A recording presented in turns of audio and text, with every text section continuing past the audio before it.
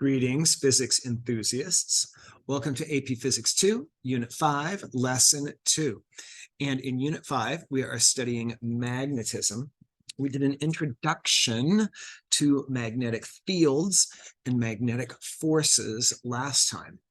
And so we're going to continue that this time. Let me draw a magnetic field for you a few different ways. A magnetic field can point in any direction. So I could draw a magnetic field like that, and I'm just going to write a capital B, so we know it's a magnetic field. If I wrote a capital E, it would be an electric field. If I wrote a lowercase g, it would be a gravitational field. And so I would say this points to the right. I would not say this points east. I would say it points to the right. I happen to be facing south right now. So to my right is not east when I'm facing south. To my right is west. So I would say to the right. Here's a magnetic field. This one, let's be very careful about the way we describe this. I would not say this points up. That way's up. This is toward the top of the page. And again, since I said I'm facing south, it happens to be facing south here, but I wouldn't necessarily call it south. I would say, points toward the top of the page. What if I want a magnetic field that points down into the page? I showed you this last time. Do you remember how we indicate pointing into the page? I would draw a bunch of X's.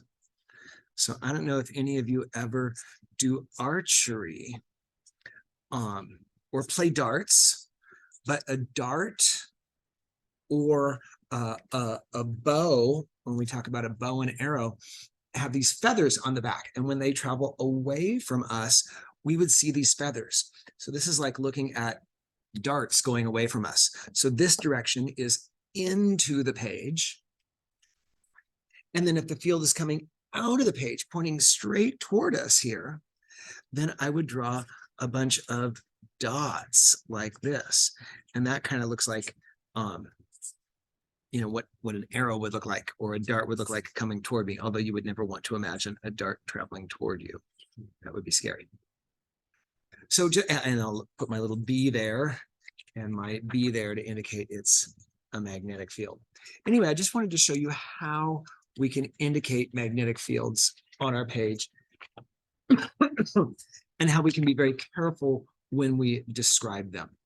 It's sad sometimes when people say, oh yeah, that or when I say, well, what's that direction? People say north. And no, that's up.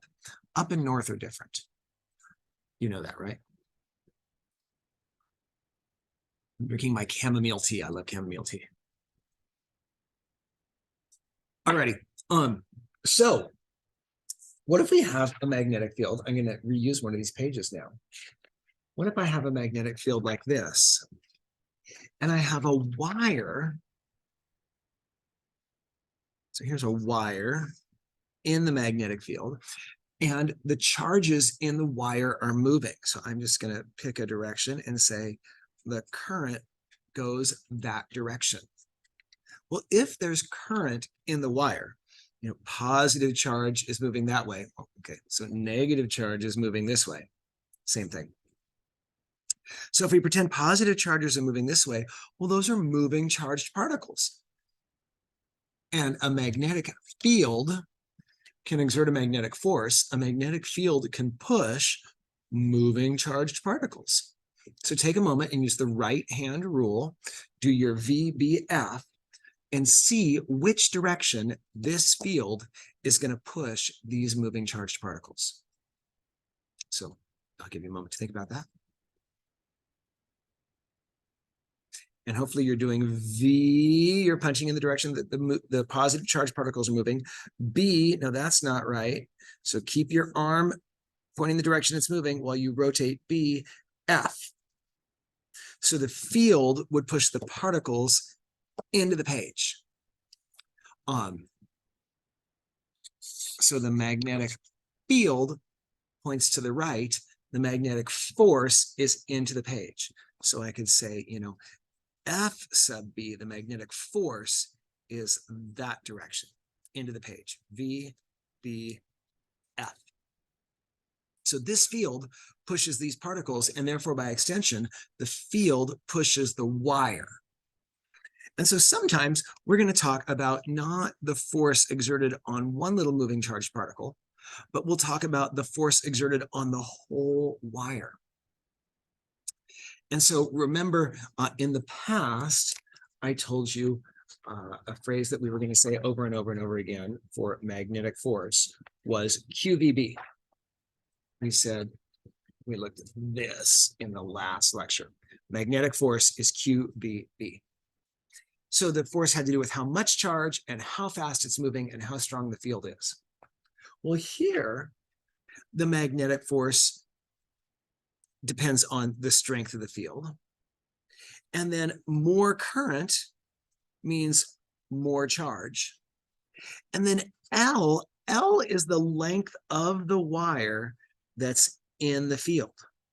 See here, the wire's not in the field, and then here the wire is in the field, and then here it's not. So L is the length of the wire that's in the field. So this is the force on a current carrying wire or a current carrying conductor. And it's BIL.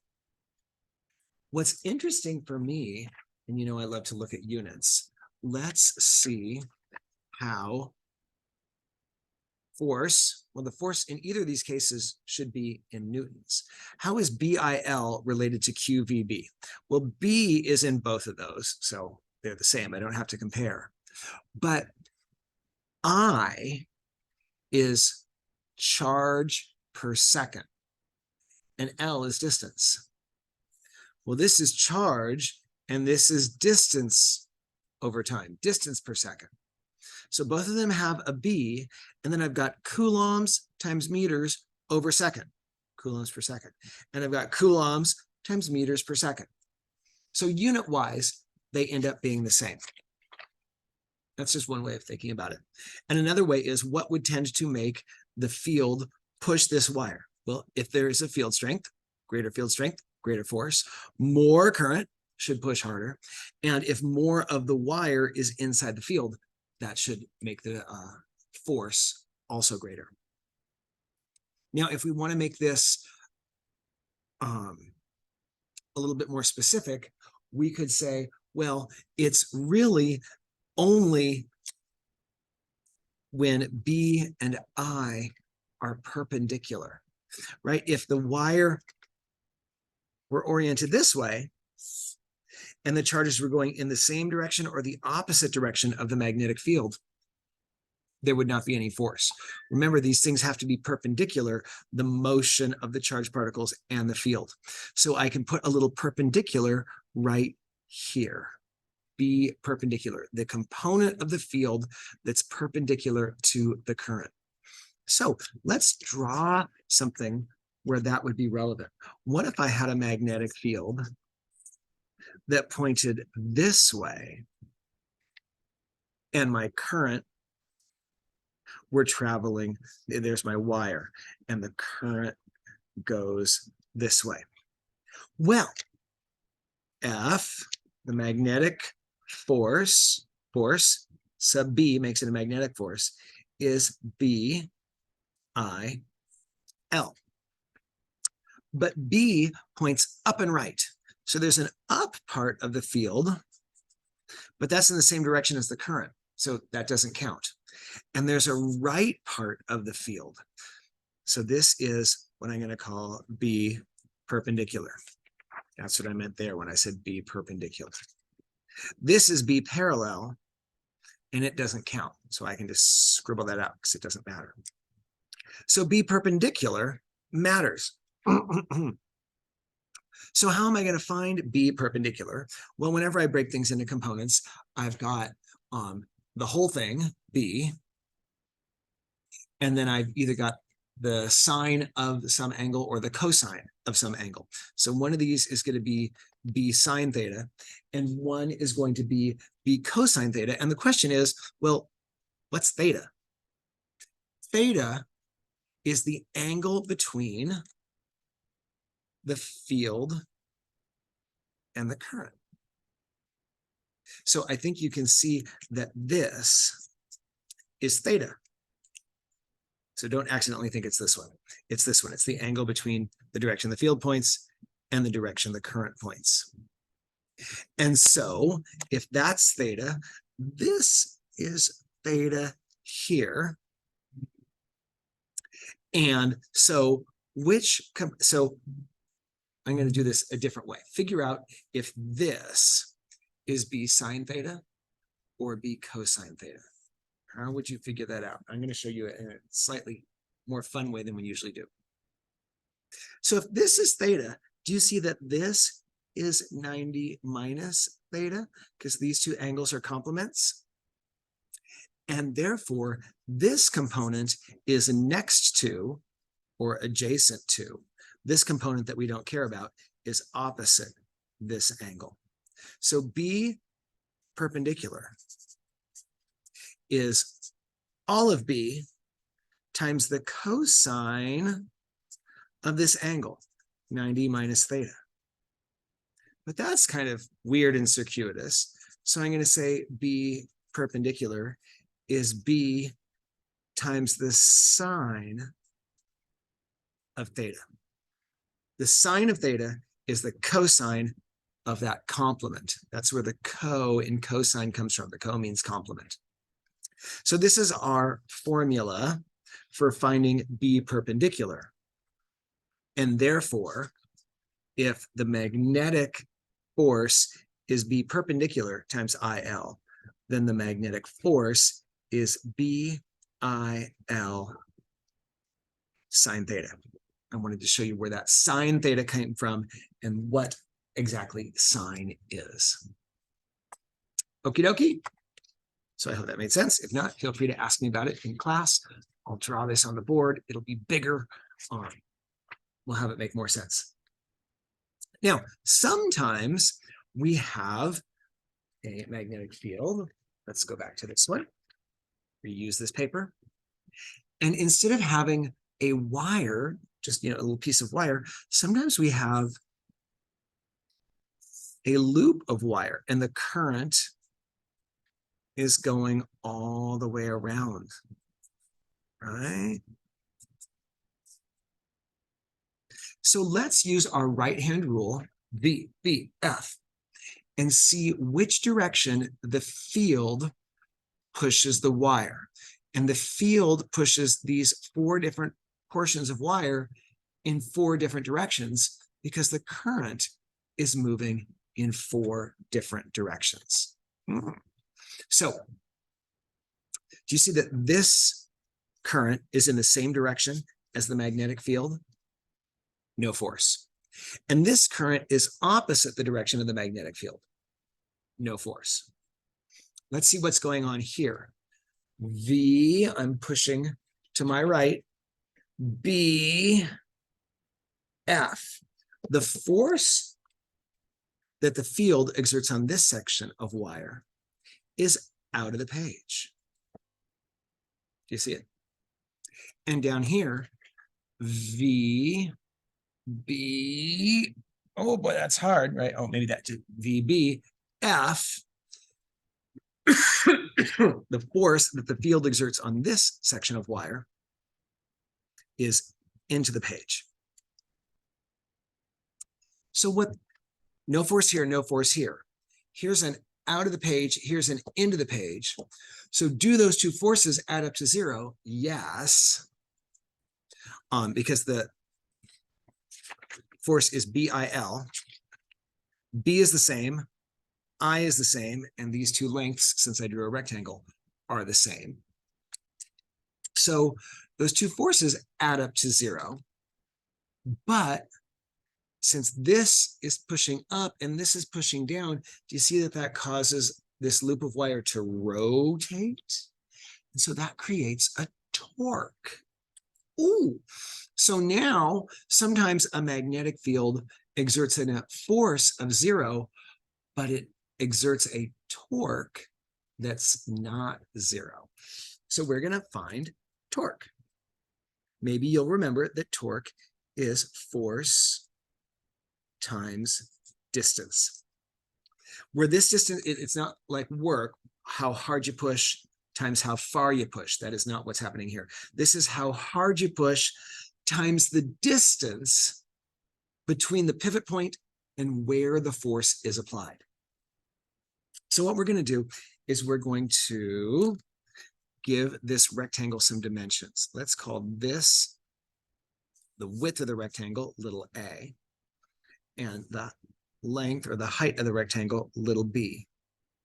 And if we're rotating this, I'm going to call this my pivot point, my pivot axis. And this is going to rotate around this way.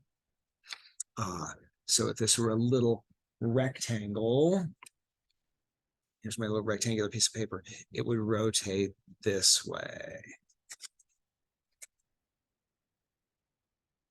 Isn't that pretty? So the force times the distance, this is going to be my distance for this force, the distance from where the force is applied to the pivot point. And this same distance is going to be the distance for this force, where the force is applied and how far that is from the pivot point. So I think you can see that this distance and this distance are both b over 2. Do you see it? So torque is force times distance. The force is B-I-L. B-I, and this distance L is actually A. Times the distance, because torque is force times distance. What distance? From the pivot point to where the force is applied. So that's B over 2. So that's this torque. And then there's another torque from that one. So it's again force times distance. B, I, A times this distance, B over 2. So there's two different torques, this one and this one, and we add them together. Why do we add them together? This pushes up, this pushes down, but both of them tend to make the thing rotate the same direction. Just a little bit of algebra here. BIA times B over 2 plus BIA times B over 2. Oh, those are the same thing. So that's 2 BIA B over 2. These twos cancel, and I get B I, A times B. This is a rectangle of length A and width B. So there's the area of the rectangle. Torque equals BIA. So the torque on a loop is B times I times this cross-sectional area. How fun is that? So it's one of my favorite little derivations. Then we have to think about, what about when this rotates so it's oriented like this? Let me show you that here. That would be when the field is going straight through the loop. So let me draw that this way. What if I drew my loop this way? And let's see, my current I.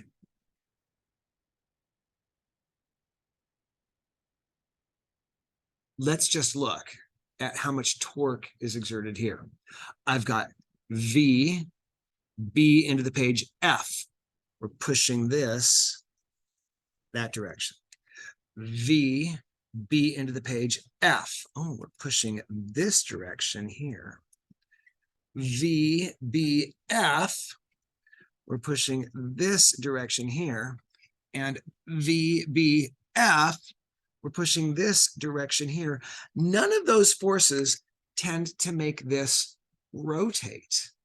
So the torque here is 0.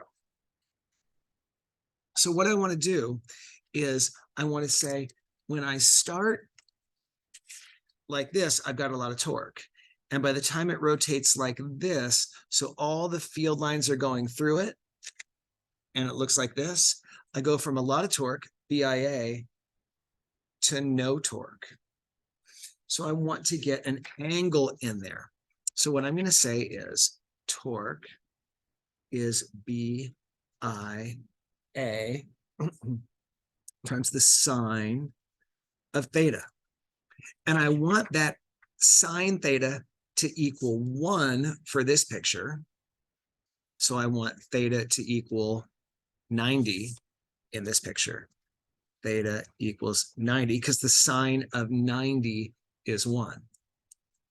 And for this picture, I want sine theta to equal 0. And if sine theta equals 0, that's because theta equals 0. Sine of 0 is 0. So what angle is 90 in this picture and is 0 in this picture? What I do is I take my loop and I'm going to grab a pen and I find something perpendicular to that loop. The direction of a loop is the direction perpendicular to the page the loop is drawn in. And do you see that this direction and this direction are 90 degrees from each other? And then when the loop rotates, so it's like it is in the other picture, what's the angle between the field and the loop? This pen represents the direction of the loop.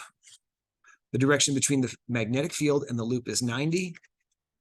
And now the direction between the loop and the field is 0. And that's what happens in this picture. So when we have a loop, we want to give that loop a direction.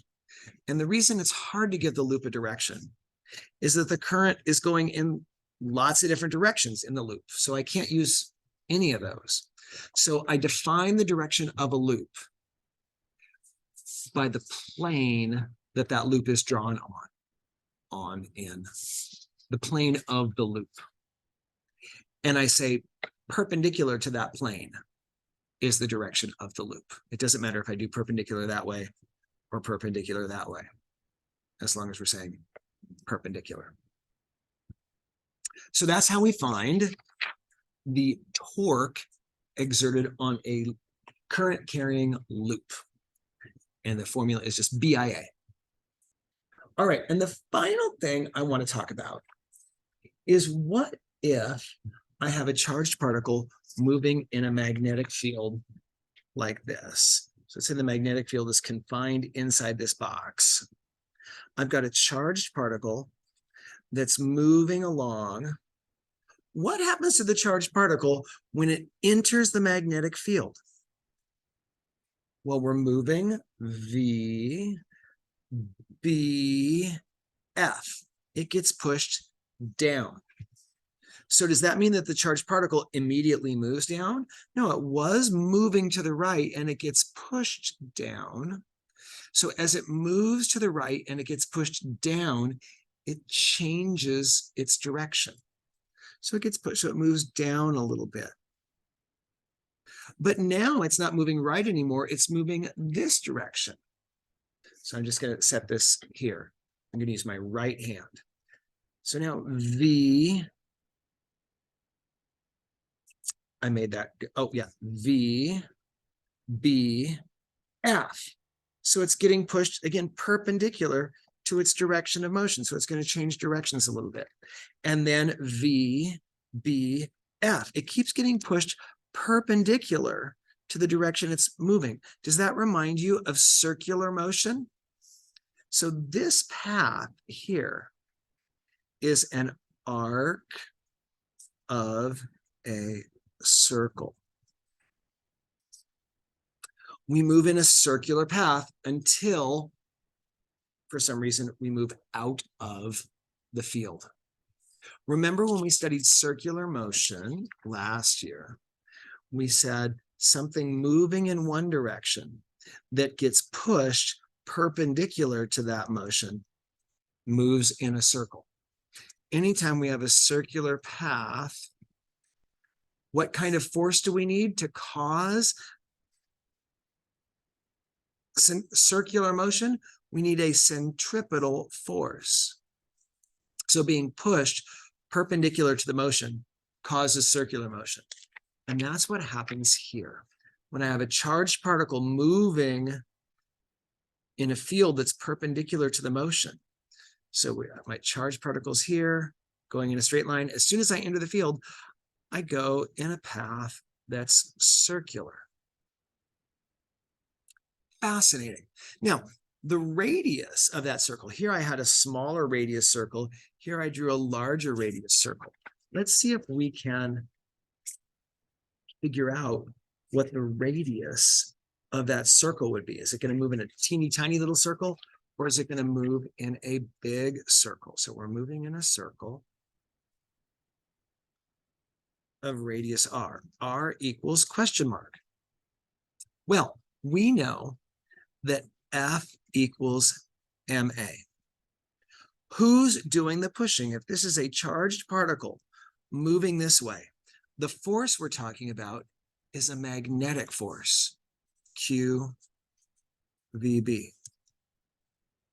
And then my particle, has some mass and it's accelerating. Is this force speeding it up or slowing it down? No, all the force is doing is changing the direction, right? If we're moving this way and I push it this way, that speeds it up. If we're moving this way and I push it that way, it slows it down. But when we're moving this way and I push perpendicular, that neither speeds up nor slows down.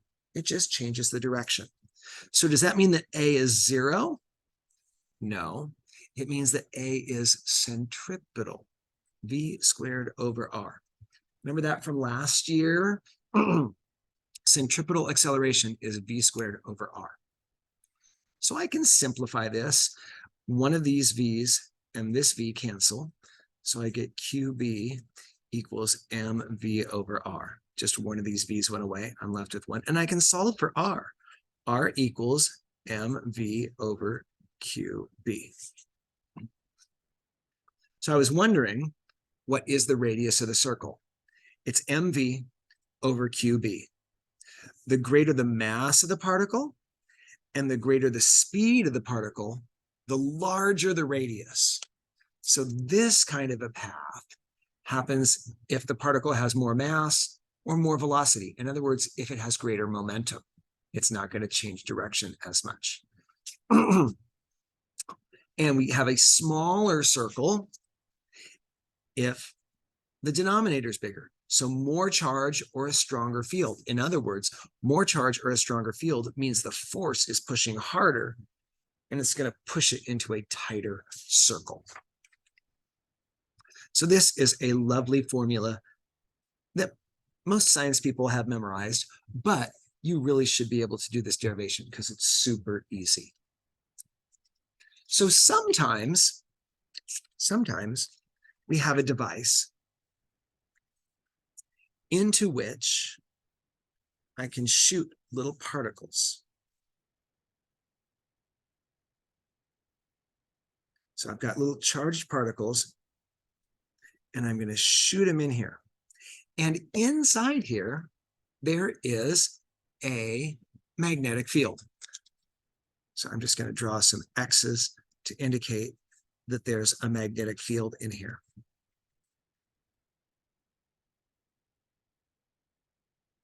And I'm going to smear everything because I'm messy. Now, let's say it's positively charged. So the green ones are positively charged. That doesn't look green. V, B, F. See that? V, B, F. So positively charged particles are going to go this way in a semicircle and bang, hit the wall. Things with more momentum are going to go in a bigger radius circle. Things with less momentum are going to go in a smaller radius circle. Negatively charged particles get pushed the other way. So if they're negatively charged, they go this way in semicircles. Those are supposed to look like semicircles. And again, things with more momentum, either more mass or more velocity, are going to go in circles with greater radius. Things with less momentum, less mass, or less velocity go in smaller radius circles.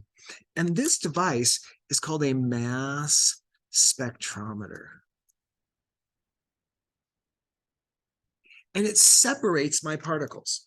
For one thing, it separates them by charge.